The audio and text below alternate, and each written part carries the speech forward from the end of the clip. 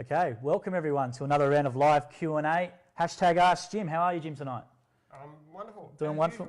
That's great to hear. So thanks for tuning in. If this is your first time watching the live Q&A, let us know you're here. Ask anything you want. Put it into the comments. Give us a like, a share, all that sort of stuff, and we're happy to ask it to Jim, and he'll answer as many as we can.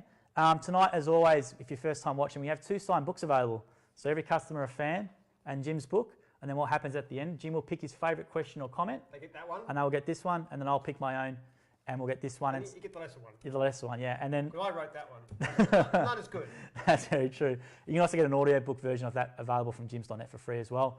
And we'll sign these live on air for the people who we pick. And Jim's got a little notepad there, so he'll mark them down. So don't be shy, leave a comment or question.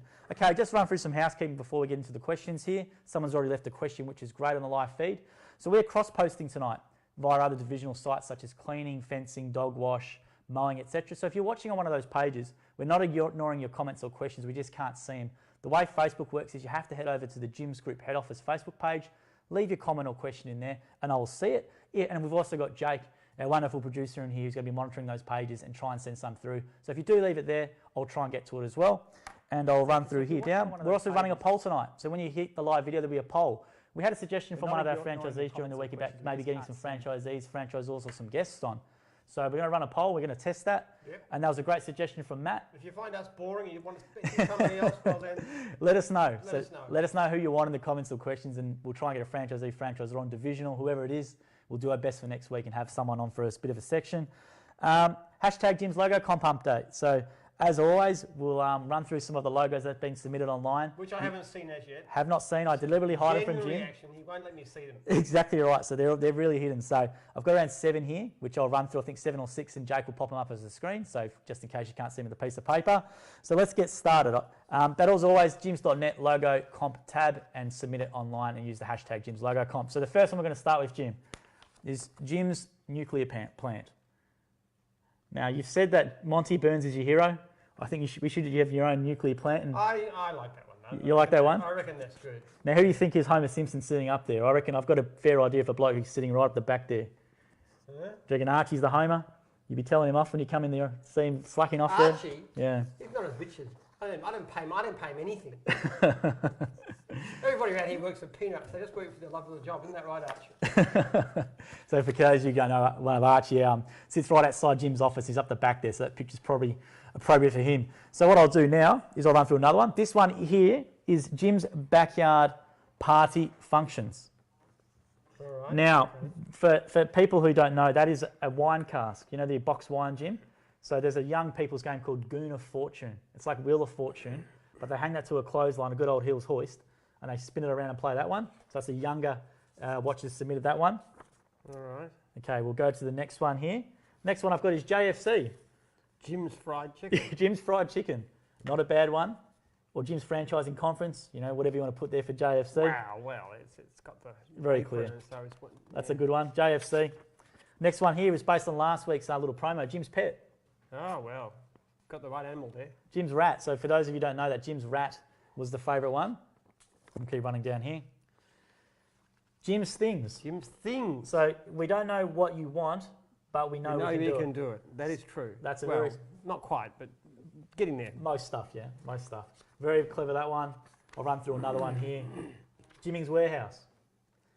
So an old take on a classic, a bit of a Bunnings Jim's hybrid there. This guy's very handy in Photoshop, and that one's had like, I think 1,200 likes on Instagram. So that's doing very, very well for the engagement. And I'll run through here, Jim's Royal Commissions. I could think of one or two. Now that's what I want to ask you about. So that's why I left that one to last, Jim. So what would you do a Royal Commission into? Franchising. Yeah. And it really needs more. And the commissions they've done so far are really poor. Yeah. They basically run for the benefit of lawyers and bureaucrats and stuff, and do nothing to protect franchisees. I've heard terrible stories, even in the past week, about franchisees being let down by franchisors. Yeah, we won't name any systems, but you started to sort of seek stories out from people. So. Yeah, and people are approaching us, you hear shocking things going on all the time. If you know anyone, guys, just let us know in the comment or send us a message on the page, and I'll flick you through to Jim, and you can tell, hopefully... Anybody, if you know anybody who's, if you've had a bad story yourself with franchising, or you know anybody who has, we're writing a book about it. Myself and Catherine, the author of this book. Yes. And we're going to try and blow the lid on what's been going on. Yeah, that's a very good one. So let us know, and I'll run through something now. Let's get started in the Q&A. Remember #Jim's logo comp. Head to jims.net, use it. There's some great prizes to be won, and we'll run through some more again next week. So I just want to get started on something that was online today in the Herald Sun regarding you. Now, it mentions today that your Institute for Social Neuroscience now offers a free public mental health clinic. Can you tell everyone a bit more about that and what you're doing in that space? ISN is basically an institute to train people in psychology. We basically on mostly honours and master's courses, so you become a psychologist, which is a big demand for. The universities don't provide enough places. It's also the headquarters for our research effort, which we're doing basically into the root causes of mental illness to try and fix that. And as part of the training process, we've got students who need to be trained. We're offering free mental health. So I'm a great believer in mental health. We see a lot of problems within Jim's group, in our own franchisees, and it seems to be worse and worse. So it's an area that's dear to my heart.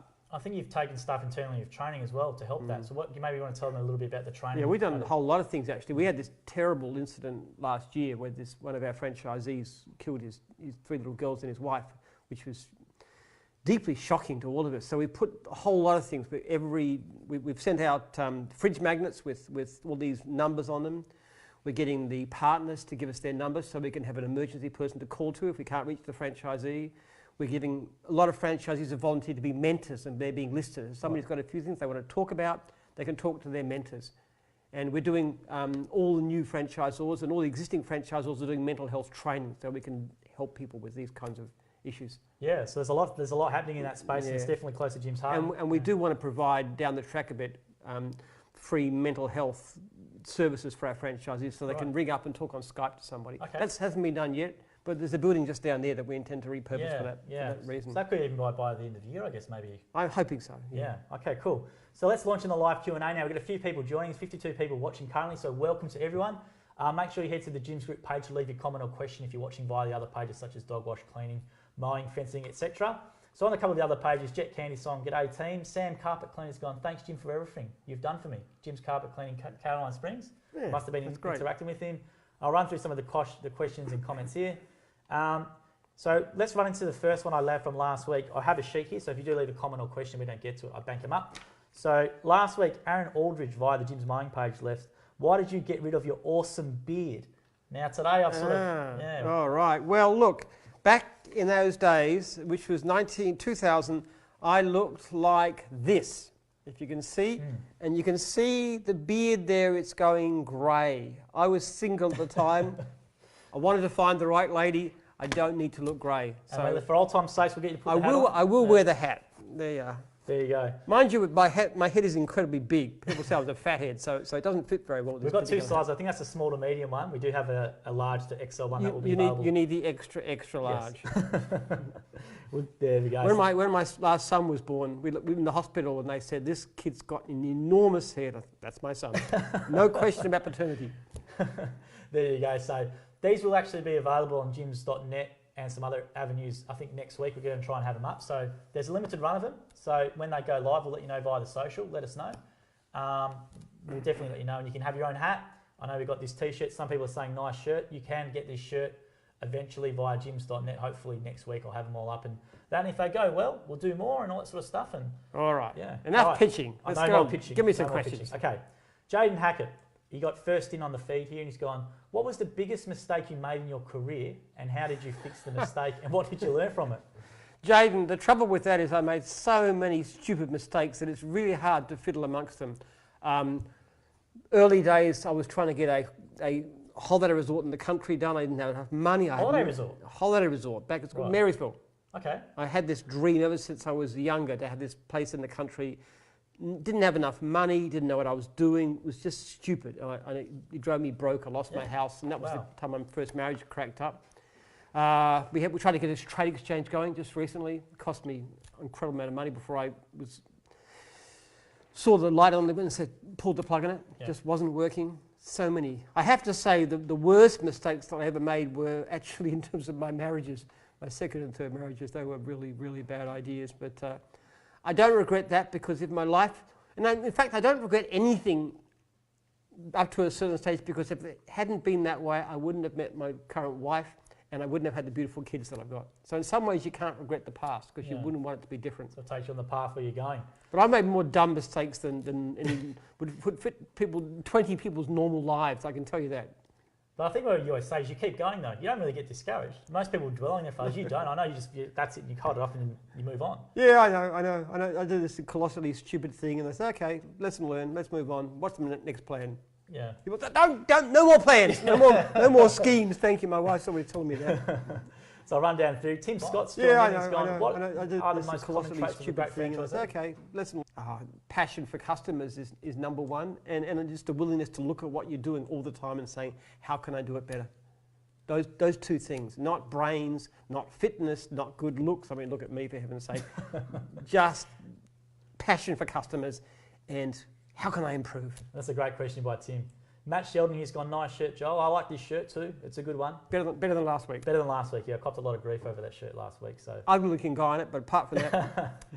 Sal John's tuned in and gone, hey guys, hey Sal for tuning in. Caleb's tuned in again.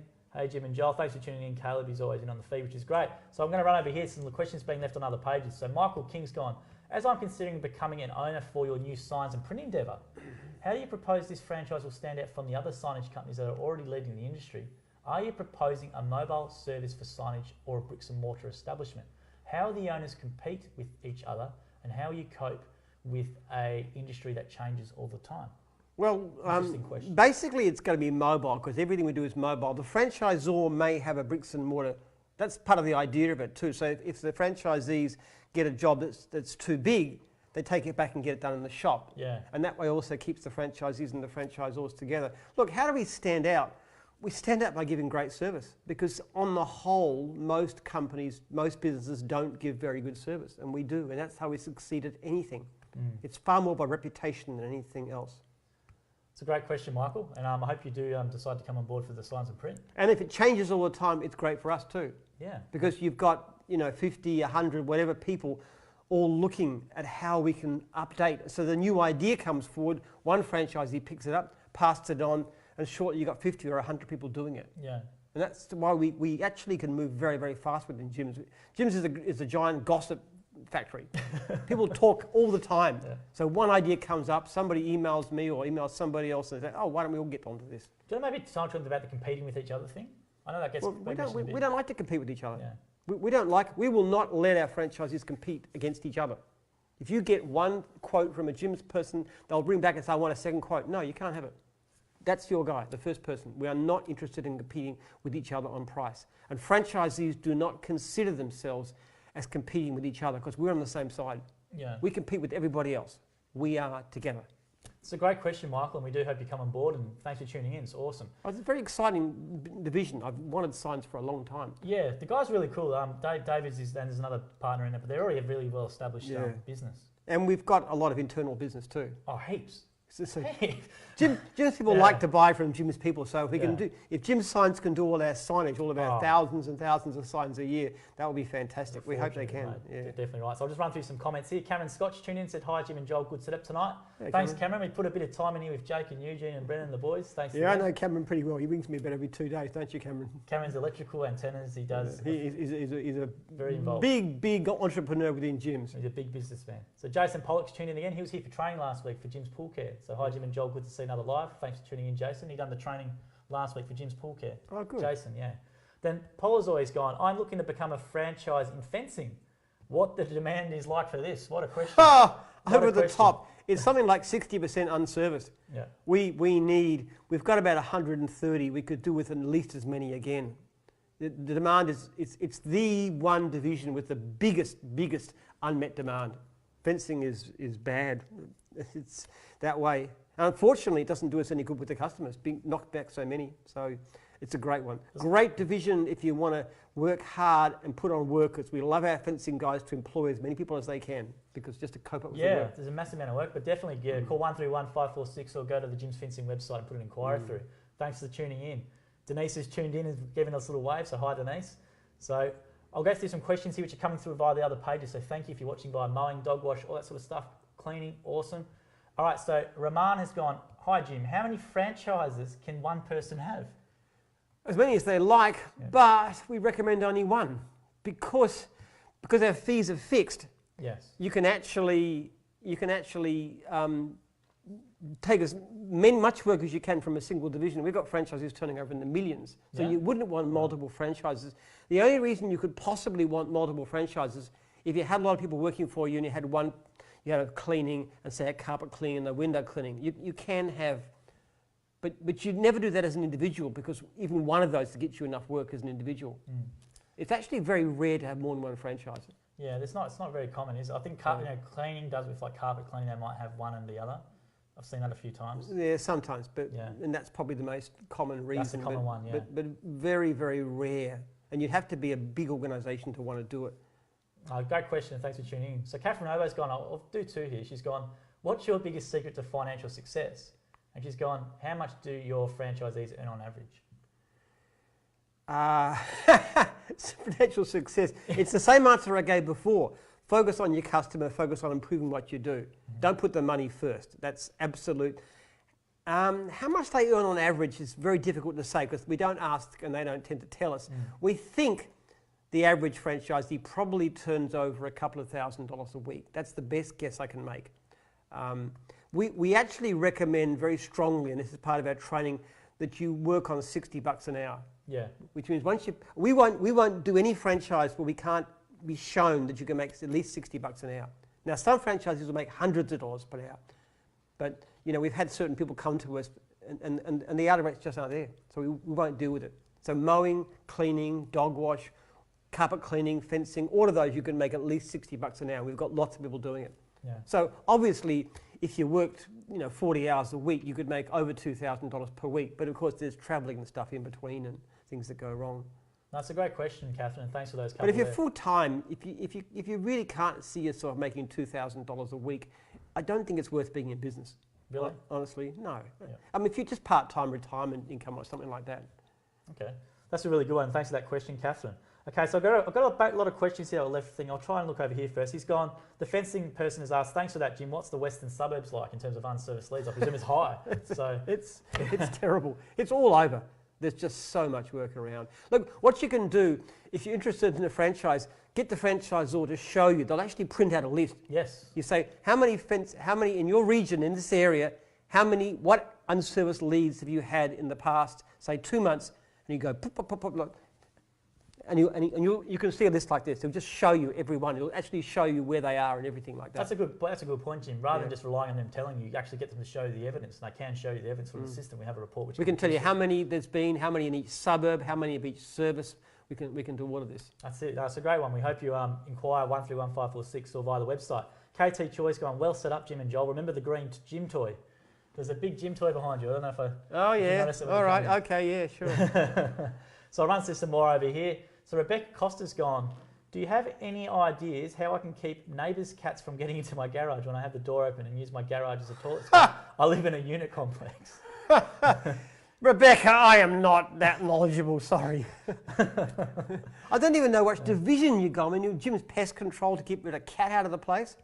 Don't they have this substance like the cats hate, or is that something they love, like catnip? I think catnip would be what they like, I think. They like, but is there something that cats hate? Yeah. I'd go to Bunnings and ask them. Yeah, maybe ask them or YouTube that one, I reckon.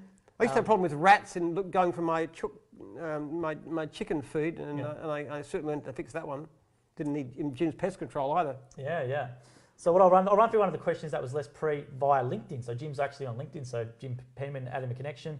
Darren Laycock, who's an RF in New Zealand for mowing, has gone, if you could be any other famous person, so you're famous, alive or dead, who would it be and why? We haven't had that one before. Oh, I mean, I'd be a scientist, I suppose. Really. Famous scientist? Would you have any that you maybe? Oh, well, I admire a lot of people like Newton, though his life wasn't particularly great. Einstein, Galileo, there's so many. I look up to scientists.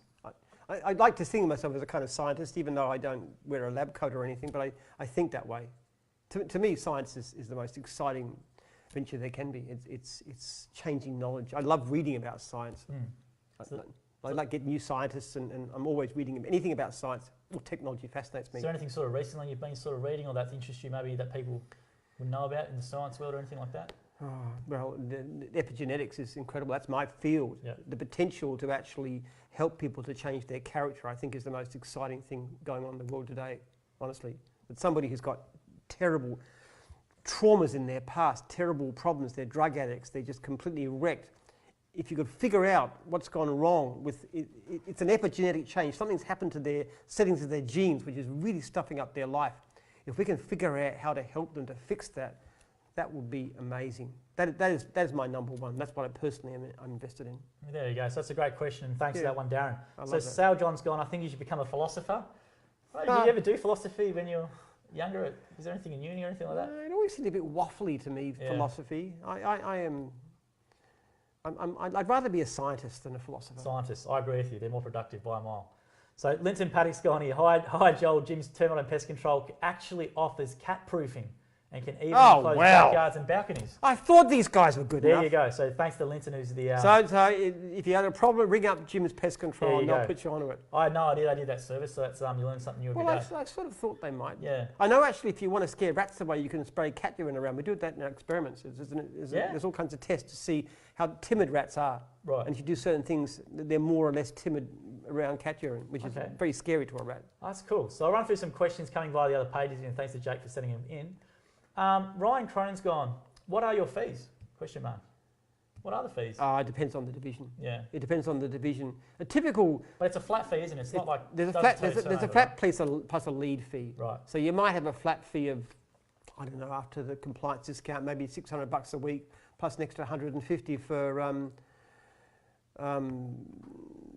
advertising, plus a few lead fees, which is typically around about $10, depending on the division. Yeah. So it is different for every division. You've really got to look at the actual division. Some fees like skip bins or antennas have higher fees, but they also obviously can make a lot more once they're busy. So it's not a turnover based fee. It's a flat fee with a lead fee. And that never turnover fee, which is why our system is very good for somebody who builds a major business. So the person who's turning over $2 million a year is actually paying the same, very similar fee to somebody who's turning over $100,000 a year. Yeah. But that's just the way we see it. You know, the person who's turning over $2 million, it's their extra work that made the difference, not ours. We haven't done anything extra for them. We give them the same support, same meetings, same counselling. So yeah. So Dylan this leads into another question. So Dylan via the other pages goes, what is the average cost of a franchise? So that's a similar sort of question. It varies a lot. I mean, a franchise is typically around 20, 25, 30,000, sometimes less, right? Sometimes more. And then you've got your equipment and training and so forth, which could be anything. I mean, for skip bins, it could be, $150,000. But mostly it's just a trailer which might cost you mowing $5,000, something like that. So it's kind of, can be anything from, say, 15,000 up to 60,000, depending on the division. Yeah, so what I'll do is I'll run through another one here from Cameron Scott. He's going, Jim, perhaps explain how good our leads are. Only going to one franchisee, regular, Jim's clients, etc. Which is a good point, actually. People don't the quality of leads is always a big issue, right? Yeah. For contractors and people externally and that. Yes, that's the big difference. Yeah. And we always say, like, something like High Pages, which is obviously a sort of competitor. How many people get a lead for High Pages? I don't know. It's 6, 7. It gets farmed out because they want to make as much money as possible. Yeah, so you've got to bid against 5 other people. With us, you only bid against yourself, and most of our leads actually turn into jobs. So it's a very, very different environment. And we've had people who've tried High Pages and stuff, and they hate it. I know some people do well, but High Pages, you've got to compete on price. We do not compete on price, we compete on quality. So it's a very different thing. And even when we give jobs to independents through our Go Blitz being renamed Jim's Jobs, it's only one independent. We will not let our people compete against each other. It's service, not price. Yeah, it's a good point. It's a good point, Karen, something we need to make clear. So if you're watching just a reminder, if you're watching from the other pages, let us know you're here by heading onto the Jim's Group page and giving a like, a comment, a share or a question. We'll try and get to them. And we're getting them fed through by producer Jake if you are leaving comments and questions on the other pages. Let us know you're here as well with a like. It helps us out. We'll keep going down here, some of these ones that were left here. So Michelle has gone, hi Jim, we seem to miss you lately as we are both so busy. Hubby is getting so much extra work with existing customers and it's still crazy busy for us, especially with me having my own business. It certainly keeps us very busy. Great times off our lives and loving it. I think they're mowing franchisees, Michelle. So I think they are. So thanks for tuning in. And she has a business as well, which is 2 businesses, so it'll be flat out. Yes, yeah. So well, most of our franchisees are flat out, even in the winter. It's an interesting thing. Yeah. People think there's a shortage of work, but generally speaking, there isn't. Yeah. Most of the reason people don't make money in gyms is more because of low hourly rates than because of lack of work. Yeah, but they don't raise their prices. They might leave it for 5 years or something, or right? they're not efficient in what they're doing, or they waste too much time between jobs, or the machinery breaks down because it's not maintained. There's all kinds of reasons. Yeah. I mean, some people do lack income because of lack of work. It is an issue, but it's not that common, especially after the first few months. Yeah. So Catherine here's gone, how did you start the franchise business and generate interest in it? Well, I was already building up and selling lawn mowing grounds, so it was wasn't a difficult thing to do, really. In fact, my first franchisees were about half a dozen guys who'd bought rounds off me. I just said, why don't you switch across to the franchise? You can go back independent if you wish. And some of my best subbies, I just offered it to them. But I was already selling lawn mowing rounds regularly, so people coming through on those ads, I would just say, well, how about a franchise now instead? It wasn't that difficult, actually. It wasn't even a big transition. Yeah. Because I think people think you had like this master plan and you had it all plotted out and then you implemented it. Yeah. I had no idea. Yeah. It was just on the fly, wasn't it, how you sort of did it organically, sort of, you just had the idea. Yeah, just learn by making mistakes, which is how I do everything. Do everything wrong and then gradually figure out how to do it better. But I had the right instincts. The one vision I had of franchising right from the beginning is that it's going to be successful because my franchisees are successful. Right. And this is when people like Retail Food Group, and I know that's a bugbear of mine, when they go out there and screw the franchisees, they think they're so smart because they can force them to buy all this overpriced stuff and force them to sell pizzas below cost. But who wants to buy a franchise like that?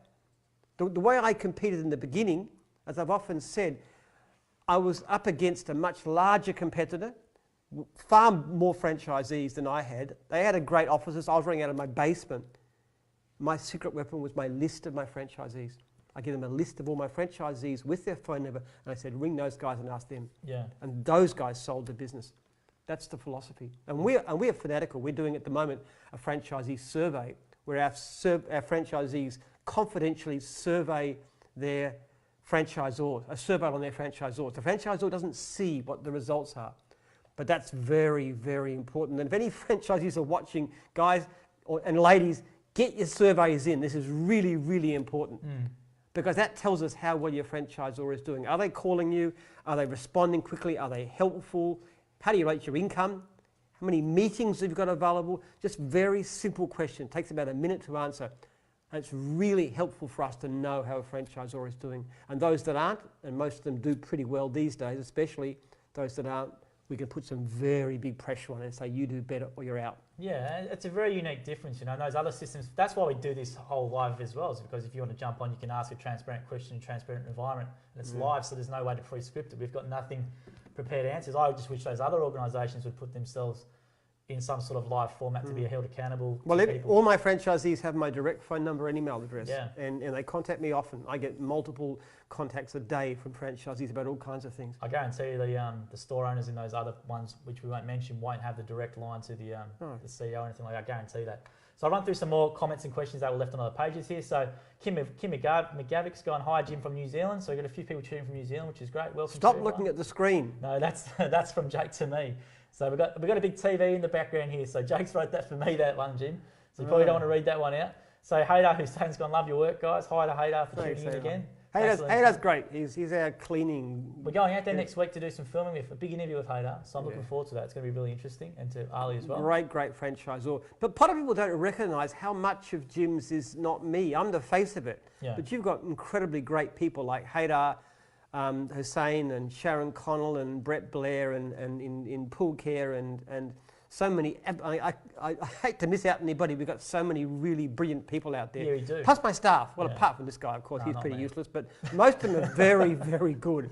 And it's so much of a joint effort. And I'm just one part of it. And just to let everyone know what we're doing, to reiterate what Jim's point is, they are really brilliant people. So what I've decided to do is actually go out and capture them. So I'm doing long form interviews. We've done with Sharon last week. Yeah. We've got Haydar next week, and we're going to do. I've asked Brett to do it as well. And there's be a few other people that we're going to do long form interviews, so you can actually just share in their wisdom, because they've got so much really cool stuff just for general business advice. And the funny thing is, you can get someone like Sharon come in who hasn't been involved in franchising ever in the past, And within like a year or two, we're rewriting the manual because she does it so well. We learn from each other. She was telling me, I think she's sold more than 140 franchises herself.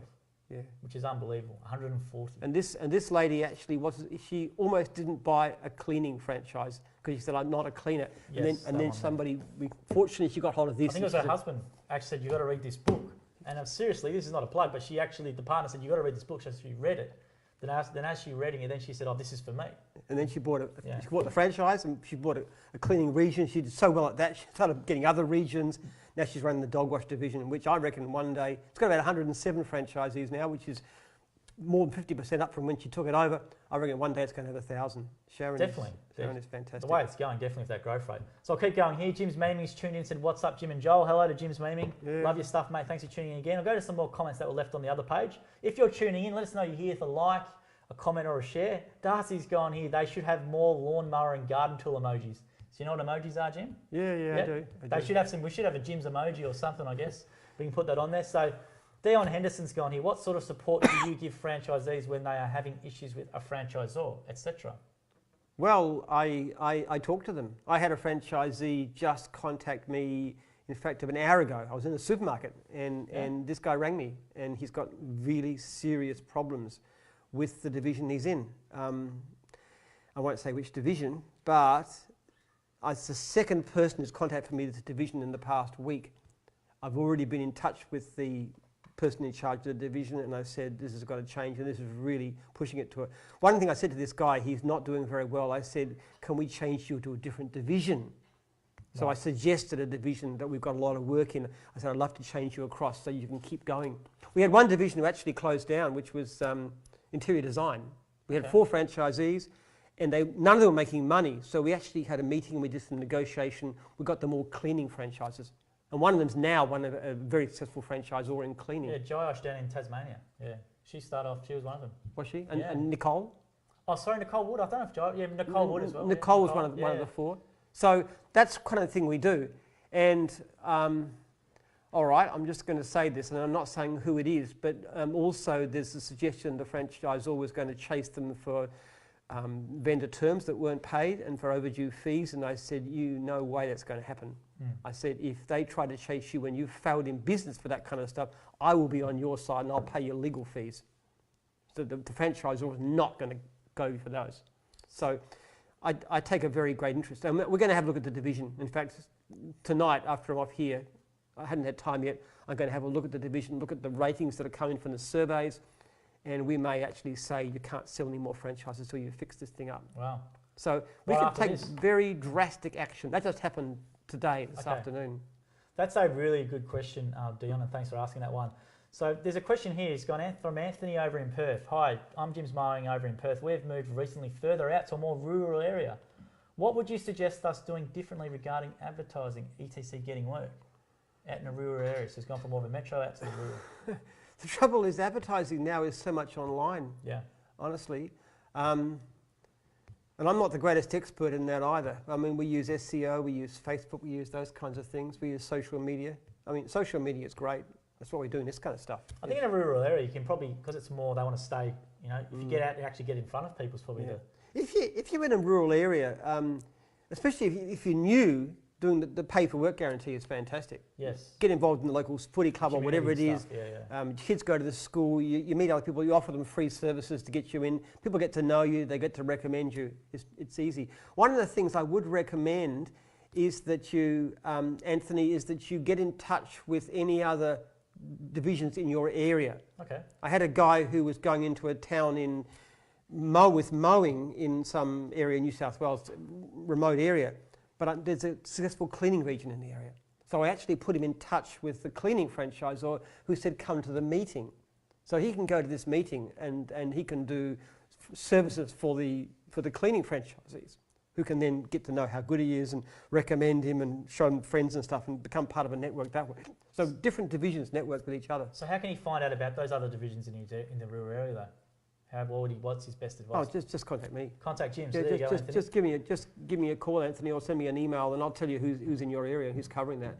Yeah, that's a great question, Anthony. That's something to be different, and good luck with everything. And contact Jim, and he'll give you the list of ones in your area. So give him your suburb and where you're going. So biggest struggle I have, people say, how can you be accessible to franchisees? It's actually the biggest problem. People don't ask me enough. yes, You get somebody who'll delay for weeks and say, I didn't want to bother you, and I say, jeepers, I wish you'd contact me in the past. Really. Anybody's got a problem, please contact me straight away. Look, I'll tell you one, we had another problem this afternoon where a franchisor contacted me, and this is because of a franchisee who owes him $7,000 in fees. And I said, you can't tolerate that. You can't do your job if your franchisee doesn't pay you. So you've got to breach that person and get rid of them if they don't pay you. So in that case, I'm on the franchisor's side because the franchisee's not. Maybe the franchisee can't run the business, I don't know. Yeah. But I know there's a lot of work around. It's not like a work that's causing the problems. But he's not running a business successfully. So it's not I'm always on the side of the franchisee. If the franchisee is doing something wrong, I'll tell the franchisor what to do. But at the same time, if the franchisee is being screwed over, which I'm pretty clear in this particular case with this other guy today, then I'll support them in every way possible. And one of the reasons we almost never go to court with our franchisees is because if there's we will step in and make sure people are treated fairly. Yeah, that's a really important point. And contact Jim if you've got a franchisee watching or franchisor. Just may reach out to Jim. I think people are a lot of intimidated to you. I know even internally some staff are too scared sometimes to go up to you. No, I don't know. Well, we've offered this. Actually, our staff have got this scheme just launched. Was that yesterday? Yesterday, I think. Yeah, I said that last night. In fact, it's $100 for any innovation that we take on. We've already given out $200 vouchers from the ladies from the call centres. Yeah. So just to try and get people to encourage people to come forward with ideas. And it's actually very helpful when people do suggest things. There's a couple of comments here I'll just run through real quickly. So Melanie Garvey's gone, could you please send me an information pack for dog wash? Of course dog wash will. I'm sure Sharon and the team will be all over that one, Melanie, so they'll get one out to you. Here we go, Dhruv Patel's gone, I've been in Jim's cleaning for 1 month but not getting leads. What should he do? He says just 2 to 4 leads in a week. That's not much, dude. Listen, can you email me? I have to look at you on FMS. Yeah. I need to know what's going on. I need to know where you're taking work from, whether you're down for work correctly. Have you got enough areas you're covering? Are you covering all the right services? Yeah. Are there issues with customer service, though that doesn't count for so few leads? Is there some cross-divisional leads you could take? There's probably about 10 different things to look at. But I would never counsel any franchisee about work without sitting in front of the computer, being able to see what's going on. I'll also tell you how much work other franchisees in your region are getting and whether you're getting your fair share of that. Because as a new friend, you're getting priority, you're getting double, it's sort of a 2 to 1 in terms of priorities. But that is extraordinarily few, and if you're starting from scratch, it's not going to help you. So we've got to do something about that. So talk to your franchisor as well, but obviously Jim just made himself available to you, so thanks for jumping on the live feed and letting us know. Yeah, don't be scared to. I honestly, I'm not that busy actually. I've always got time for my franchisees. So thanks for tuning in on that one, and hopefully we can get that sorted for you. So I'll run through some comments that were being left here as well. Linton Paddock's gone, hi Joel, might be worth mentioning that Jim's finance can help with franchise costs and Jim's insurance have great insurance rates. So there is obviously those internal things there for you. Jason Pollock's gone, Joel, Mel says thanks for the book last week. So Mel actually won one of the books and we gave it to Jason who was at training, who was actually the partner of Jason, so it worked out well. Alex has tuned in, gone, hi Joel, hi Alex. Stuart Rainbow's gone, hi Jim and Joel, all tuned in here guys. Much better shirt this week to me. I've been copping that one. Stuart's just taken an office in our complex, which is great. And they said if you've got anybody who comes about a franchise, they want to impress them a bit, just give me a call. I'll come down and say hello. That's it. Thanks for tuning in, Stuart. So Sharon DeLeon's gone with a really cool comment here, so I'll read this one out. She's gone, hi Jim. Just wanted to let you know that I love that you make yourself available to do these Q&A sessions. I've been working with the franchisor Bill Kobanoglu in the cleaning group for over 4 years now. It's so refreshing and rewarding to work for someone who has integrity and genuinely cares about the success of each and every franchisee, which is a lovely comment from Sharon. That's very nice. And Sharon is also a wonderful lady too. Yes. She really is one of the best. If you ever need a job, Sharon, if you get sick of Bill, come and talk to me. Well, we appreciate you taking the time. Sharon, and I'm not trying to headhunt you, but Sharon is known as being really great. We appreciate that comment. And if you're tuning in as well for the first time, let us know you're here for comment, like, or question, and we'll get to it, or even a share to your page. Jason Pollock's gone, tip for those saying quiet. When quiet or low leads, Park your vehicle on the side of the road whilst having a coffee at a busy intersection or entrance to the town at a peak hour times.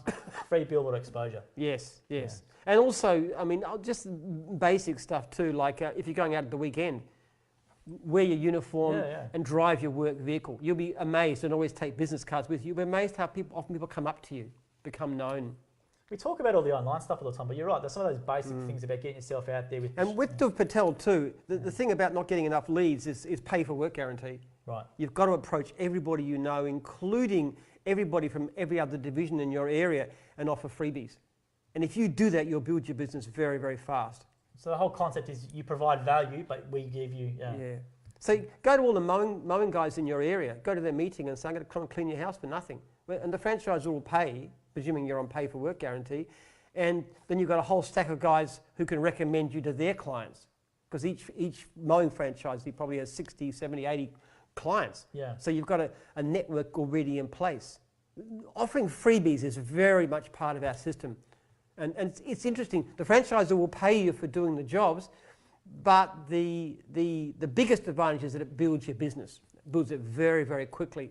Yeah. I do want you to talk to me. I don't know, I think it's Dhruv. Yeah, I do want you to talk to me about that. But actually, in fact, after 1 month, I should send you an email. You should get an email from me, which actually specifically asks how you're going and about pay for work guarantee. Yeah, that's an interesting one. Thanks for tuning in. So I've run through a couple of comments on here. Matt Bailey's got an interesting question for Jim. How was it starting gyms in Geelong in 1993? Do you remember did you ever go down to Geelong and do anything there, or was there someone who came and... No. Yeah. I travel remarkably little for somebody with a business like mine. I know Ben Ward's down there in the Geelong Way for the mowing stuff. We've done very well in Geelong, actually, extremely well. It's one of the most dense areas in the whole of the country in terms of franchisees per 1,000 households or whatever. And Geelong and the Sunshine Coast are about our two best areas. Yeah. So if anybody else ever says that we're reaching saturation, I say, hang on a bit, guys, look at these areas. They've got 4 times as many as you do for the same Thanks for tuning in. That's a really interesting question. We haven't had that one before. So if you're watching for the first time, jump on, leave a comment, question or like. Help us out. You's gone here. How often do Gyms Group run franchisee training, and on average, how many attend? Every 3 weeks we do. Every 3 weeks? And usually on average we get something like 60 to 70. Yeah. Yeah. So we need a lot more. We do. So if you want to attend training, as Jim always says, just come to training. There's no obligation, anything like that. Yeah, yeah. We actually say to you, if you want to go into business for yourself, inquire about a Jim's franchise, pay for training, and come along and learn all of our trade secrets, all of them. There's no confidentiality, and then go out and do it yourself with a hugely more knowledge than you had when you started. Yeah. Now, the only thing I should warn you about is that by the time you've been through our training, you probably get sucked in and you want to buy a franchise. Yeah, well, which is why we do it. That's what we hope. People sometimes do that and they go independent, but it's far more likely that they'll actually see, wow, there's benefits to this system. Yeah, so come along. It's definitely worth coming and seeing, and as we said, there's no obligation. So Ali Jabs has gone here. How long does the guaranteed income last for? Question mark. So you're talking about WAG. How long does that last for? Well, it's not really limited at all, because usually it's till you've... depending on the division, but it's usually till you've not asked for work outside territory for most of 8 weeks. Right. So in other words, while you're still needing work, it's almost indefinite. But some divisions, there's a certain number of leads. You'd have to look at the specific division, but usually it doesn't end at any particular time. Okay. But it's actually, it's interesting enough, I've actually made an offer to the franchisors. I say, if you're worried about pay for work guarantee, you give us 10% of the purchase price of the franchise and we'll cover it. Okay. Because it's very rarely more than a couple of $1,000, because once people start offering freebies, they get so much extra work from upsells and referrals and everything else. They don't need it for very long. Yeah, that's a great one. And thanks for writing that question. We've had a really good stuff about WAG tonight, which we never really have much about that. So we've covered a bit of ground there. Dion here's gone, Jim, do you go to franchisee meetings? Question mark. No. Have you been to franchisee meetings? Or? No, I don't really. No, not. There's so many. That's the trouble. You've got 54 divisions and some of them have got dozens and dozens and dozens of meetings. Like we've got about 400 regions. I just couldn't attend. I think the difference is, but you obviously, if you're a franchisee, you can call them directly, you can email them directly. Yeah. That's the way to get in direct. Look, there's different ways of doing it. I used to travel a lot more, but the trouble is I go up to New South Wales and I would meet maybe 20 or 30 franchisees for a whole day's trip up and back. Yeah. Whereas just being here in my office being really, really easy to contact. Any franchisee can talk to me directly if they wish to, on the phone. They can email me. They'll always get my full attention because I'm not spending my whole life traveling. Yeah, that's very true. I think that's better. I really couldn't attend every meeting.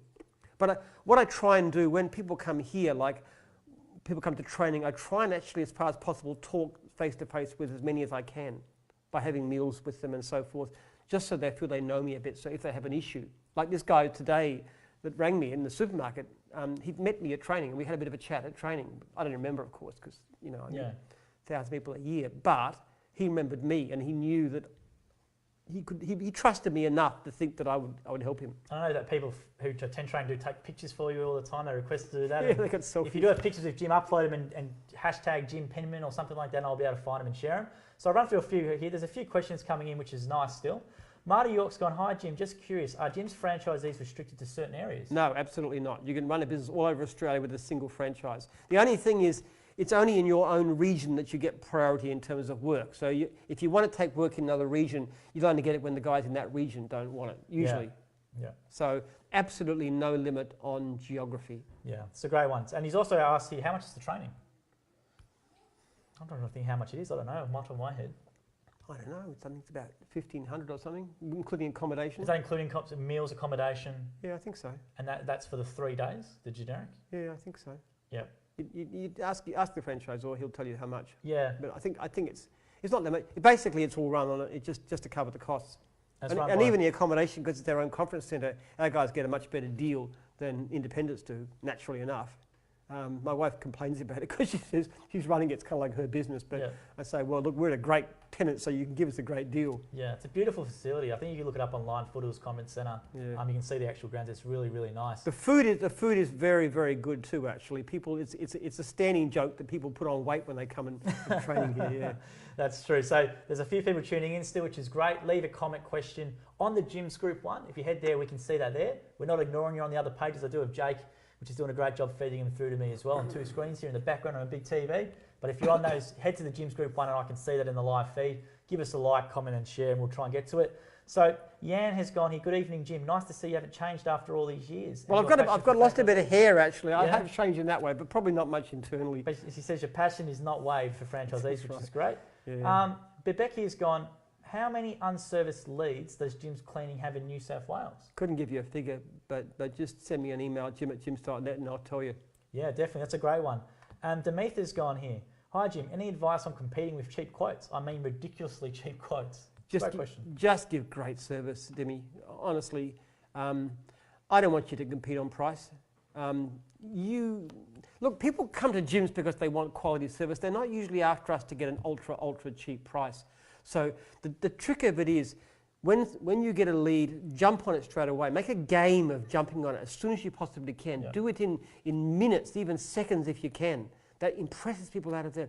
Make an appointment, turn up when you say well, present well, be confident. There's benefits. Look, you get an independent cleaner. My mother used to have a cleaner in their house and she was always absolutely paranoid that somebody would ring London. Now, I don't know why London in particular, but the point of it is, it was a stranger. But you're not a stranger. You're backed by the largest franchise chain in the country. You have security. You have public risk insurance. If you do anything wrong, we'll fix it up. We have a gym's guarantee. If somebody pays you money and then you disappear, I'm not saying you would, and I'm sure you wouldn't, but if you disappear, we'll cover it from our warranty fee.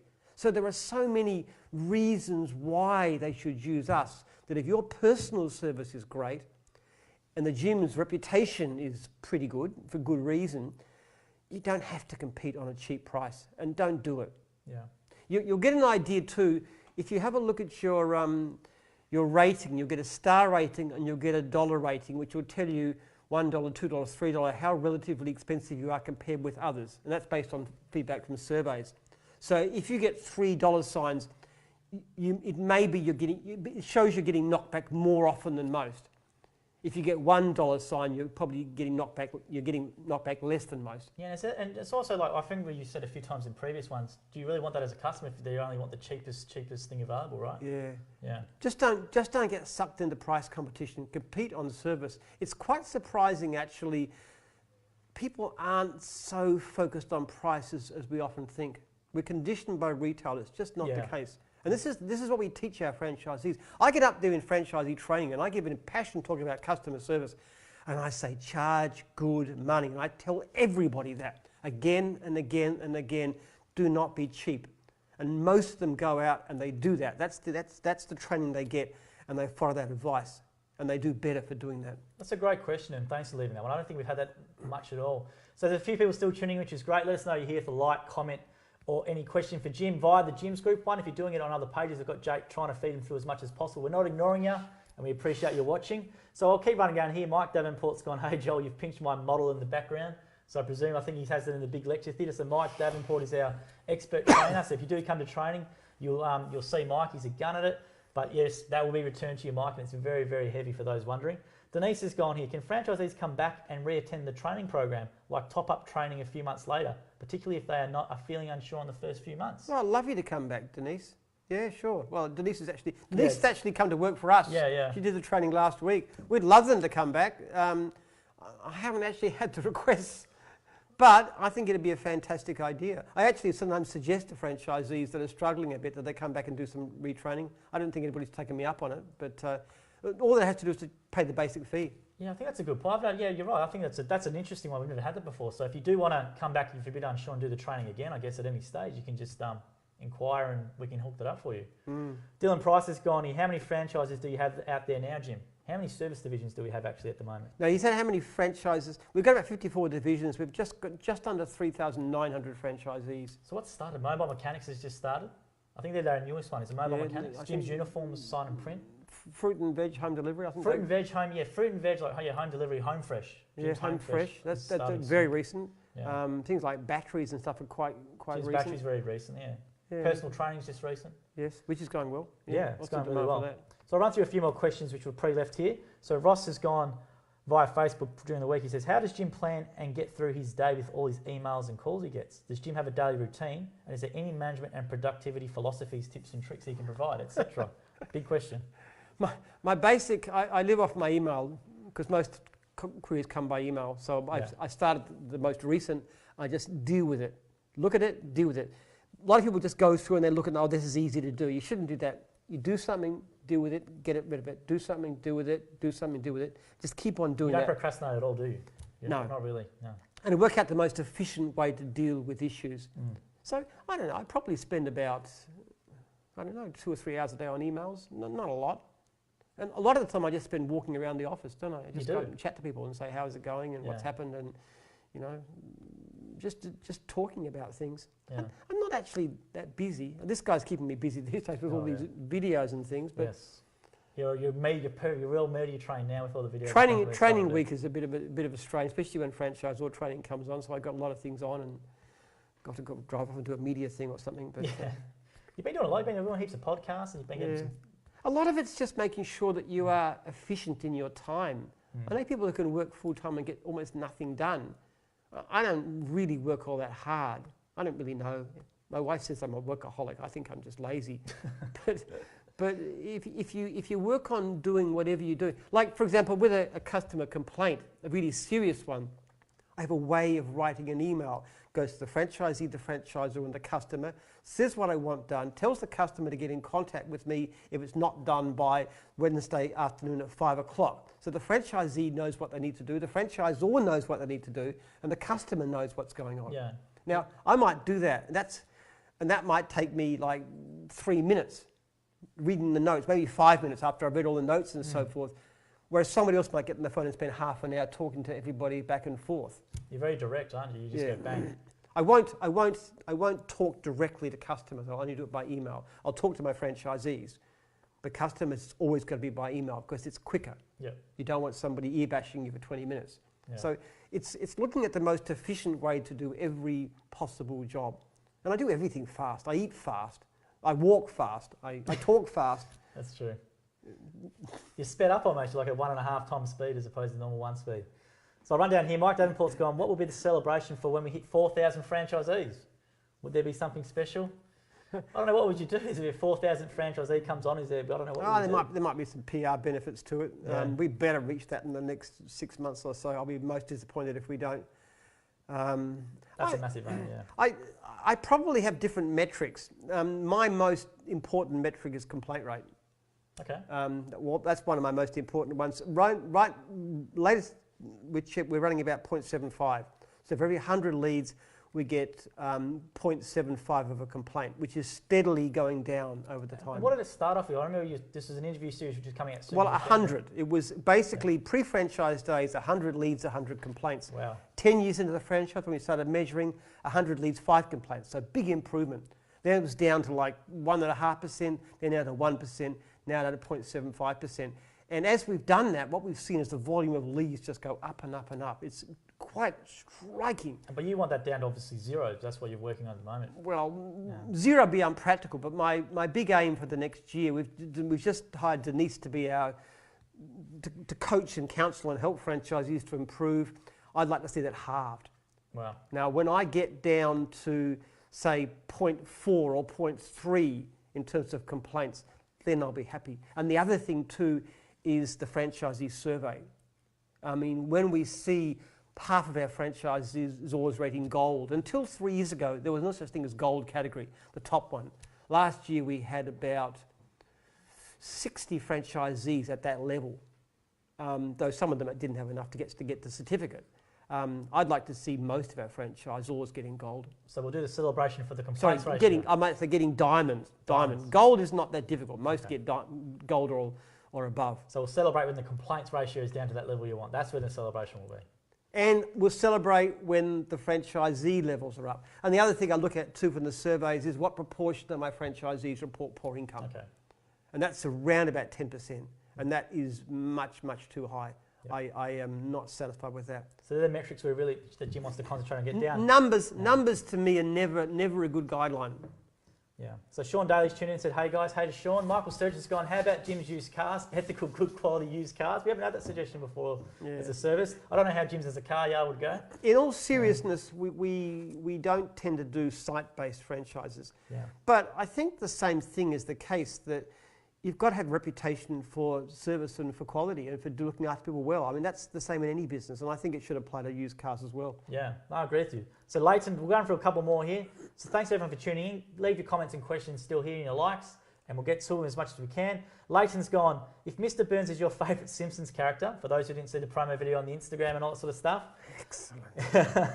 Who else do you like from The Simpsons? Do you have any other favourite characters from The Simpsons? That was his question. Besides Mr. Burns. Regular characters. Yeah. Actually, probably my favourite character of all time is Scorpio. Now, he's not a regular character. Ah, yeah. From the episode with they did the Bond. Somebody asked me which James Bond I like. Actually, in fact, I reckon the Simpsons episode of Scorpio was fantastic. Yeah. For those who haven't seen it, it's a wonderful thing. He gets offered this new job at this super democratic, friendly guy called Scorpio, who's just so, called him by first name and looking after him, so benevolent. But then you gradually come to realise this guy is an arch villain, and he's burning people with a flamethrower. Yeah. And Homer's oblivious to it. And Homer's completely oblivious. Yeah. He's just talking about how he's not satisfied with the job, and he actually manages to kill Sean Connery. But there's so many wonderful things there. I love that they did the Republican Democratic parties, and the Republican Party is in this castle with bats and wings and all these sinister creatures, and the Democratic Party is these people lisping in this kitchen. I mean, they're so... Yeah, there's been some great ones. So it's probably not characters, it's more episodes they've done is probably Jim's the answer on that one. So Janice Hastings has gone via Facebook direct message. This was an interesting one which we haven't had. Jim always says that he listens to audiobooks. However, does Jim ever listen to any music?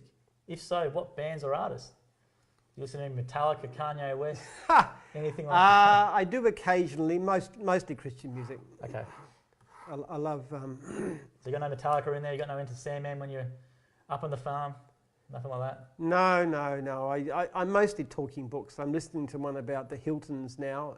Listened to one about McDonald's before. Hiltons? Hiltons, yeah. The hotel chain? Conrad Hilton, yeah. Not Paris Hilton, nothing like that.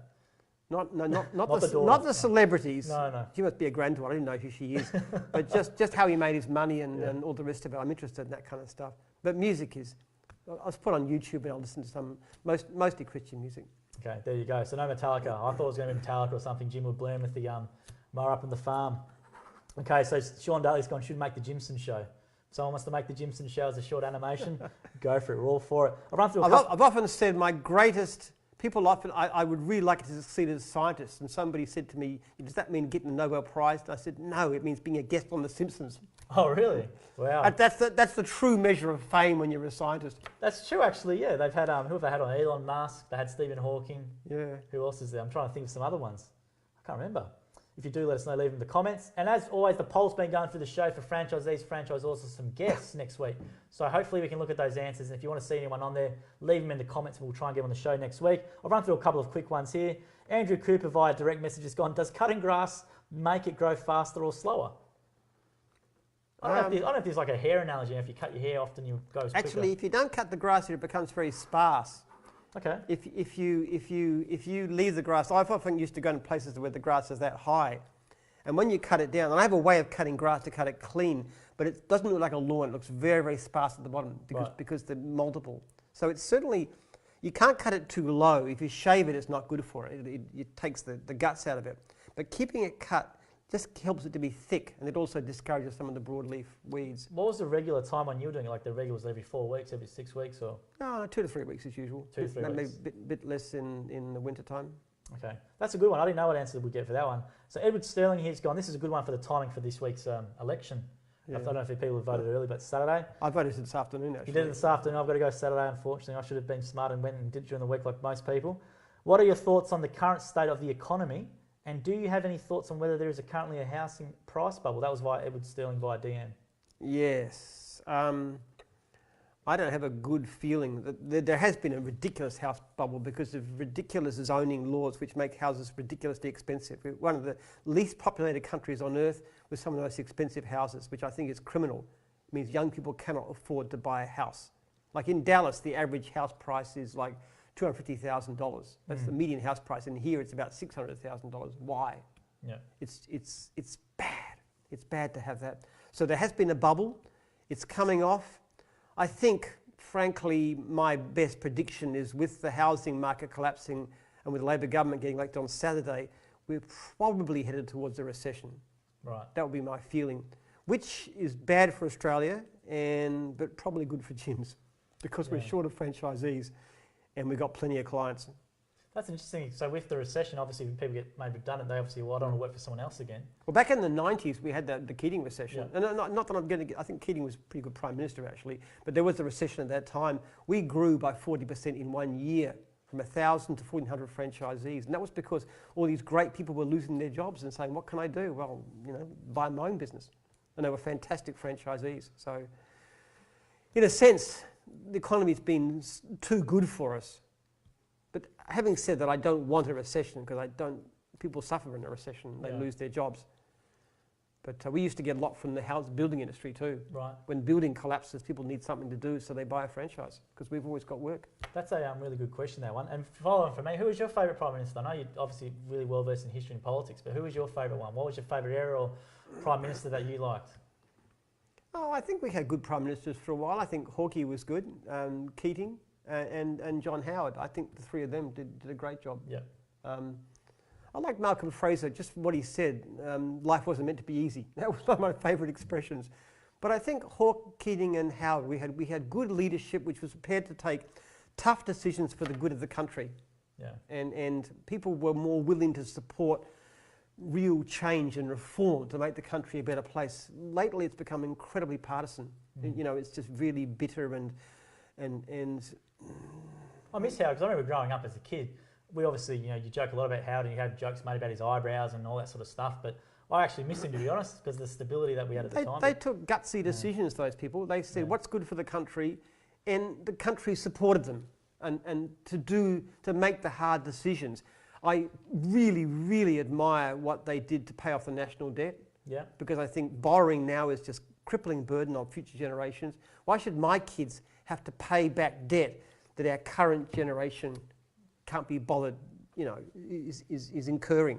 Why should our standard of living be mortgaged to the future? Yeah. So I think debt is a really, really bad thing, and I really applaud the Howard government and Peter Costello for getting rid of that. I think they did a great thing. Well, it's quite funny today. I was reading how obviously Clive Palmer spent one of the most expensive campaigns in history, but I think they've done an analysis on how ineffective it's been, which quite happily made my day because I've seen him everywhere. That big yellow. I do not have any time for him at all. No. I mean, yeah. No, we'll leave it there. And I'll go with one more before we go because this is an interesting one. This is an open-ended one. Billy via DM has gone, I'd love to know if Jim always thinks the customer is right. No, absolutely I do not. There we go. Most of the time when a customer has an issue, there's a genuine reason behind it. Most people aren't flaky and there are genuine problems, but sometimes the customers are not. I get very sharp with customers who refuse to pay my franchisees, and when they're just making a fuss about a job clearly because of that, or try and take advantage. We had one customer who actually had a cleaning job and a mowing job for a vacate job. In both cases, they complained the job was so bad that it did more damage and they wanted money back. Now, these people were absolutely trying to rip them off, particularly because I can look at the reputation. See, if I see a complaint against a franchisee who's got a 3.8 star rating, I give it a lot of credibility. But if I see a very bad rating, a complaint against somebody who's got a 4.8, I say there's something wrong here. Because the franchisee is a great franchisee, which most of ours are actually, so we give them a lot of credibility. And in some cases, we simply bluntly will back the franchisee and we'll tell the client you're wrong. Sometimes a client will make a claim. They will say something like, you know, this is a terrible, terrible job. And I don't think it was, and they want a whole lot of money. So what I say to them is, okay, we'll get an independent expert to come in and check it out. We'll do whatever is wrong with the job. We'll fix it. But if there's no problem with the job, then you've got to pay the expert, which is a few $100s. And you know what? It really shuts them up. Yeah, that's a great one. That's if they've got no claim. So I absolutely do not believe the customer is always right. Yeah, and that's a non-traditional answer. I know most people would probably say the other way, but I know I've seen with the insurance back in the day, you used to get involved with customers and you work them out. Well, we had one case, I think I talked about last week, where we actually went to court to support the franchisee against, and then when the idiotic court judged against the franchisee, we paid the fine. We paid the amount because the franchisee was absolutely in the right. Yeah, so it's a great thing to point out, and we'll end it there tonight, guys. So thanks everyone for tuning in. Jim stayed a lot longer than what I had a lot of him for, so I really do appreciate your time, Jim. Now, as we're going to award these books live, so which one did you have marked for Jim's book? I like the question about who would you be if you weren't myself. Okay. Because I love talking about, now who was that? That was Darren. So let's sign that to Darren. To Darren? Double R's. That was Darren. Thanks, Darren. I appreciate that answer. There's a lot of great questions about business, but I love the offbeat ones. Yeah, definitely. So next week when we do it, leave your questions prior as well. That helps us out a lot. If not, tune in again.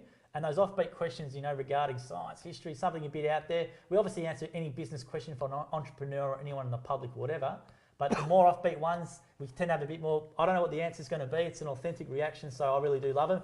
And the one that I really liked was the sign and print prospect he was thinking about coming on. It was a really, really detailed question. And it very smart. Yeah, that was a very smart question. Yeah, I like that one. So that was for Michael. It's and, also actually, that one now. That was for Michael. To Michael. Yes. It's also a very good sign when somebody asks intelligent and searching questions about a franchise system. It indicates somebody far more likely to be successful. In fact, when I teach franchisors how to select franchisees, I say look for good questions, good searching questions that are critical. You know, show me the evidence, show me the reason. I thought that was a great question. And that's a great point what you said. So that's a good sign for franchisors with franchisee selection is if they're asking good questions, and that's obviously it's evidence there on the live stream. So as I said, I'll put anything to Jim that comes through. You know, everything that's come through tonight, I've tried to put through as much as possible. So before next week's one, Wednesday 7 o'clock via the Jim's Group page. Make sure you leave your comments or questions before, and I can bank them up on paper and definitely put them to Jim. If not, tune in again and we'll ask him again. Let's end it there to Jim tonight, and we'll put the hats on before we go. So we'll just give people a look again. Hopefully that one can get on there. Yep, so there we go. We'll see you again next week from 7 o'clock via the Jim's Group page. Thanks for your interaction on the feed. Share it around, give us a like, comment, question, and I'll get to it next week. I'm looking forward to it. 2 more books to be won as well. These are all available via the website. But thanks everyone for interaction, and we'll see you again next week.